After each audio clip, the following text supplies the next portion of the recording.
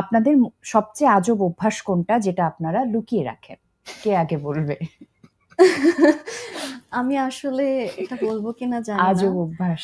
আজব অভ্যাস হচ্ছে গিয়ে, আমাকে নাটকের সিনেও দেখেছেন যে ভিডিও কলের পার্টটা আমি খুব ভালো মতো করেছি। তো আমি 24 ঘন্টা আমার হাসব্যান্ডের সাথে কলে থাকি। তো এটা একটা আজব অভ্যাস। অনেক মানুষের কাছে এটা আসলে মনে হয় যে খুবই উইয়ার্ড, এটা কেমন ভালোবাসা, কিন্তু এটা আসলে আজব ভালোবাসা। এটা আজব হ্যাঁ, অভ্যাস। মানে কখন ভিডিও কলে থাকে কখন থাকে না বোঝা মুশকিল। কাজে থাকি না, অবশ্যই কাজের সময় আমরা ডিস্টেন্স বা কাজে ফোকাসটা রাখি। বাট আদার দ্যান দ্যাট আমার বাসায় গেলে দেখবে আমার হাজবেন্ড আমার বেড টেবিলের পাশে বসে সবাইকে হাই দিচ্ছে, কেউ বাসায় আসলে হাই কি অবস্থা তোমাদের। আচ্ছা, তৌসিফ ভাই আর কি আজব অভ্যাস আছে যেটা লুকিয়ে রাখেন? লুকিয়ে রাখি, হ্যাঁ, আমার সব অভ্যাস আমি চেষ্টা করি। নীলা কিন্তু এটা লুকিয়ে রাখে না, তাই না? এটা তো হ্যাঁ। সবাই জানে। আচ্ছা যাই হোক, তাও একটা আমার সব অভ্যাস আমি প্রদর্শন করে ফেলি, মানে সো বাজে অভ্যাস লুকিয়ে আমি চুলে অনেক হাত দিই, মানে আচ্ছা। এটা লুকিয়ে রাখার চেষ্টা করি বিকজ আমার এখন ইচ্ছা করছে হাত দিতে। তুমি আমাকে বলেছে যে এত চুলে হাত দিও না, জিনিসটা কেমন জানি লাগে। সো এই আর কি, এটা একটা আজব অভ্যাস, আজব যেহেতু আজব বলি, আজব, হ্যাঁ। খুবই আজব। আচ্ছা, ফারহান ইসলাম জিসান তিনি জানতে চেয়েছেন নীলার ফার্স্ট নাটক কোনটা? নীলার ফার্স্ট নাটক হুম। যেটার সাথে সবার ফার্স্ট লাভ হয়েছে, first love is my first নাটক। ওই যে আমি মনে হয় ইন্ট্রোতে বলেছি যে ফার্স্ট টাইম যখন এসেছিল তখন ছোট্ট করে ও একটু হ্যাঁ, ওইটা দেখেছি, এই গেস্ট জন্য এন্ট্রি হয়তো বা ছিল। প্রশ্নটা হ্যাঁ, করেছেন। ওইটা লাভ সাপ ছিল, বাট যেহেতু লিড রোল ছিল না, হ্যাঁ, তাই হ্যাঁ। আমি আসলে ফার্স্ট লাভকে আমার ফার্স্ট নাটক হিসেবে কনসিডার করি। ওটা তো গেস্ট অ্যাপিয়ারেন্স ছিল, Guest ইনফ্যাক্ট ওখানে ওর ছিল। নামও লেখা ছিল গেস্ট অ্যাপিয়ারেন্স জায়গা থেকে। হুম। তো এটাই আসলে। হ্যাঁ।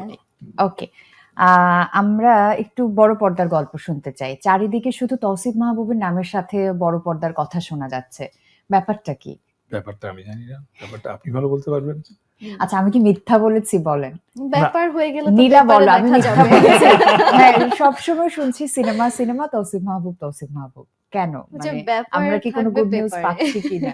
এই নীলা, তুমি আমার ওই উত্তরটা দাও। তুমি যদি তসলিম মাহবুব হতে, তুমি এটার উত্তর কি দিতে আসলে?